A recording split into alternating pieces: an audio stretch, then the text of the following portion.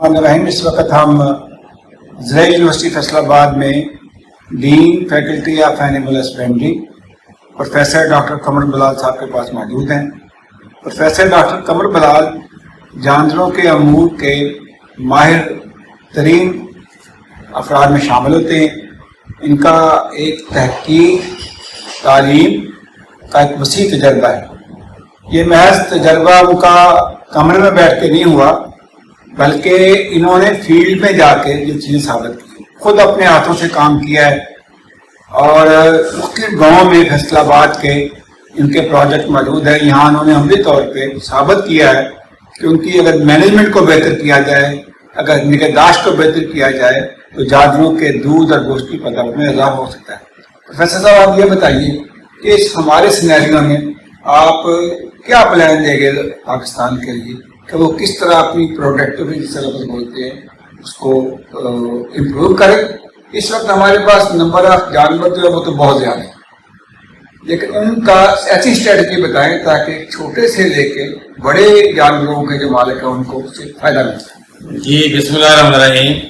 سب سے پہلے میں آپ کا ڈاکٹر صاحب بہت شکریہ ادا کرتا ہوں، آپ نے مجھے موقع دیا ہے۔ دیکھیے پاکستان کے اندر اس وقت جو مین چیلنج ہوا ہے فوڈ سیکورٹی کا۔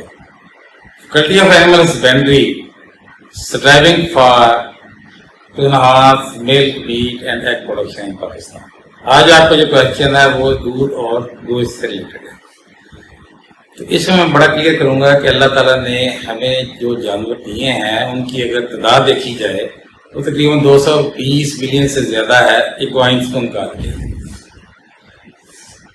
اب ٹارگٹ ہے کہ اس وقت ہم پروڈکشن دودھ کی لے رہے ہیں 70 ملین ٹن، جو اکنامک سروے آف پاکستان کے مطابق ہے۔ اب یہ دودھ کہاں سے آ رہا ہے؟ اس میں اگر آپ دیکھیں تو ہماری جو بفلو ہے اس کا جو شیئر ہے وہ 60% سے زیادہ ہے۔ جو ہماری کاؤز ہیں جس میں گراس فیڈ بھی شامل ہیں، اس میں ایگزوٹک کاؤز بھی شامل ہیں، ان کا شیئر تقریباً 36% ہے گراس ملک پروڈکشن۔ باقی دودھ ہمارا آتا ہے کیمل سے، گوٹ سے، تھوڑا شیئر 3-4% سے ہے۔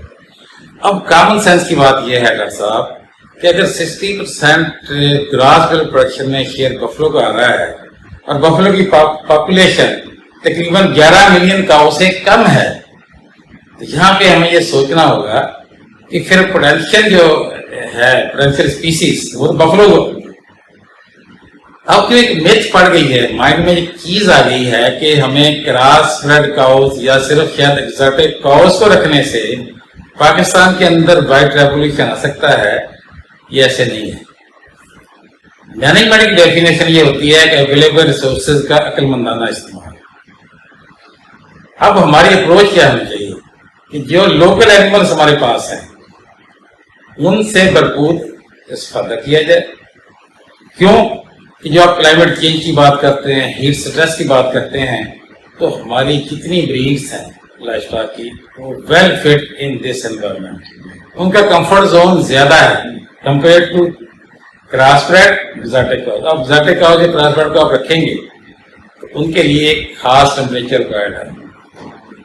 اور دوسرا جو امپورٹنٹ چیز ہے کہ جو ہمارے فارمنگ کمیونٹی ہے وہ سب کا فائنینشیل اسٹیٹس برابر نہیں ہے۔ 95% سے زیادہ فارمرز ایسے ہیں جو لو انپٹ سسٹم افورڈ کرتے ہیں، ان کا فائنینشیل اسٹیٹس ایسا ہے وہ زیادہ خرچہ نہیں کر سکتے۔